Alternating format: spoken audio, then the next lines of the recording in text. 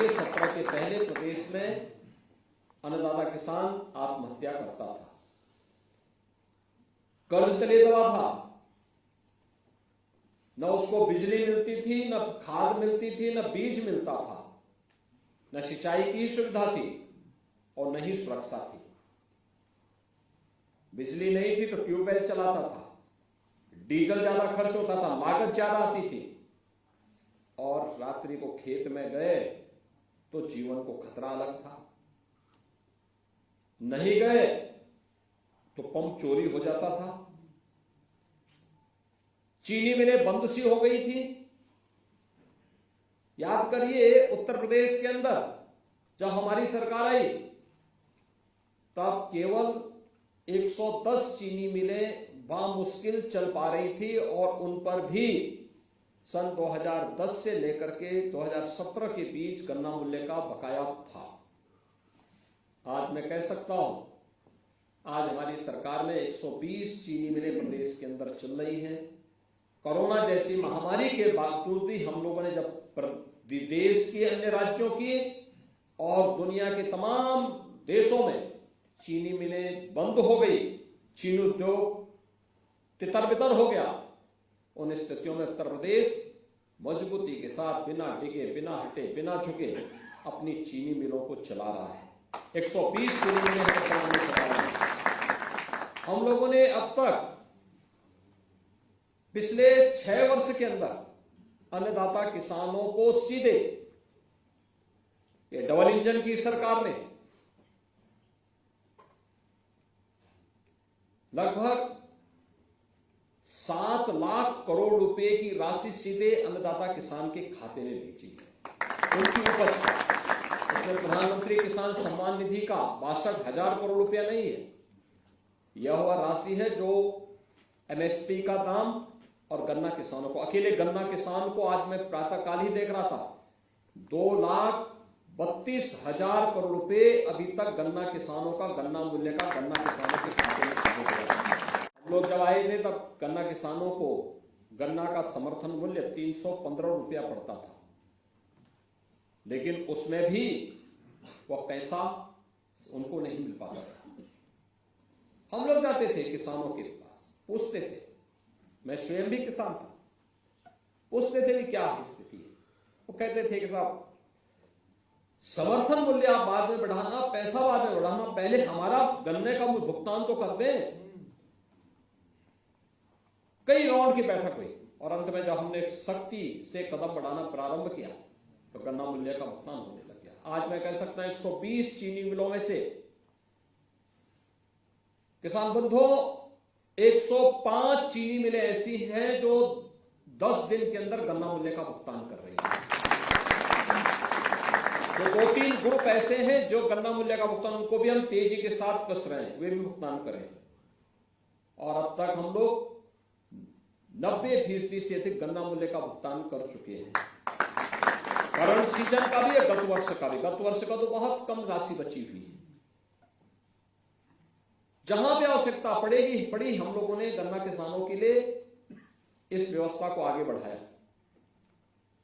धान की प्रोक्योरमेंट को हमारी सरकार ने आगे बढ़ाया, गेहूं की प्रोक्योरमेंट को, मकई की प्रोक्योरमेंट को, बाजरा और अन्य मिलेट की प्रोक्योरमेंट को भी प्रदेश के अंदर उस प्रकार की क्रय नीति को लाया गया। लगभग 3,70,000 करोड़ रुपए तो केवल हम लोगों ने इन उपजों का समर्थन मूल्य को बढ़ा करके गन्ना किसान, अपने अन्नदाता किसानों के खाते में सीधे पैसे भिजवाया और 2,32,000 करोड़ रुपए अब तक गन्ना मूल्य का भुगतान सीधे अन्नदाता किसानों के खाते में भिजवाया। प्रदेश के अंदर आज के दिन पर चीनी मिलें और गन्ना किसानों के बीच में बेहतरीन तालमेल बना करके, क्योंकि चीनी मिल चलेगी तो ही गन्ना किसान का हित उससे जुड़ा हुआ है। किसान खुशहाल होगा तो चीनी मिलें भी अच्छी चलेंगी। एक दूसरे के पूरक बना करके आज उस पर कार्य करना प्रारंभ किया। आज उसके परिणाम भी हम सबके सामने आए हैं।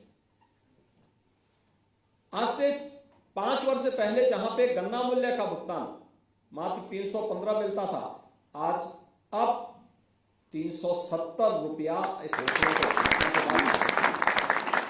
और मैं यही आपके कहने के लिए आया हूं कि यह अन्नदाता किसान के लिए डबल इंजन की सरकार के द्वारा अयोध्या में मूर्ति प्राण प्रतिष्ठा की पूर्व एक उपहार है। भगवान की पूजा तब होती है, पहले अन्नपूर्णा देवता को पहले भोग हमने अन्नदाता किसान का सम्मान करने के लिए एक व्यवस्था बनाई है और हमारा अन्नदाता किसान भी अपना कोई काम करता तो राम राम के बगैर कोई काम करता ही नहीं। इसलिए राज्य शासन ने इस प्रकार की एक व्यवस्था बनाई है। मैं आपको आश्वस्त करना चाहूंगा कि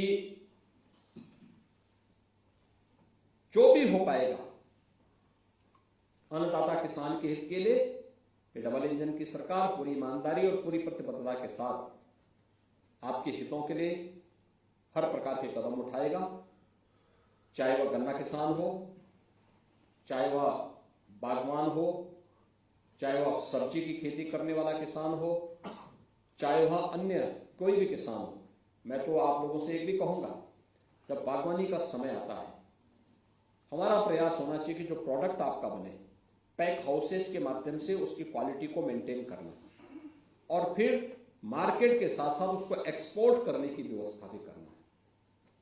देखिए, गत वर्ष हम लोगों ने आम के 4 किसानों को मास्को भेजा था। यहां पे जो आम 40 से 50 रुपए किलो बिक रहा था, अच्छी क्वालिटी का वही आम जब मास्को के बाजार में पहुंचा तो 800 से 1000 रुपया उसका दाम। याद करिए, एक किसान को 1 किलो में 500 रुपए की बचत हो जाए तो समृद्धि तो उसके पास आएगी। ऐसे ही अमरूद की खेती बहुत सारे अन्नदाता किसान करते हैं, केले की खेती करते हैं, लेकिन क्वालिटी का ध्यान रखना पड़ता है। इसका प्रशिक्षण आवश्यक है और हम चाहेंगे जब भी डेलीगेशन बाहर जाता है कुछ किसान उसके साथ जरूर जाएं, हमें बताएं, हम उसकी व्यवस्था करेंगे। जाएंगे, पैक हाउसेज के साथ जुड़ना। ऐसे ही एक्सपोर्ट के लिए प्रधानमंत्री जी का जोड़ है कि किसान की उपज को खासतौर पर सब्जी में बहुत मुनाफा हो सकता है, उधर हम व्यवस्था करें। ईश्वर की कृपा से जब 17 में हम आए थे, ये चीनी उद्योग हमारा एक प्रकार से बीमार सा हो गया था, बंदी के कगार पर था। आज हम कह सकते हैं उत्तर प्रदेश के अंदर चीनी मिलें भी चल रही हैं, अच्छी स्थिति में चल रही है। हम उसको शुगर कॉम्प्लेक्स में बदल रहे हैं, नए नए डिस्टिलरीज लग रही हैं, इथेनॉल प्लांट लग रहे हैं, अन्य तमाम प्रकार के कार्य हो रहे हैं।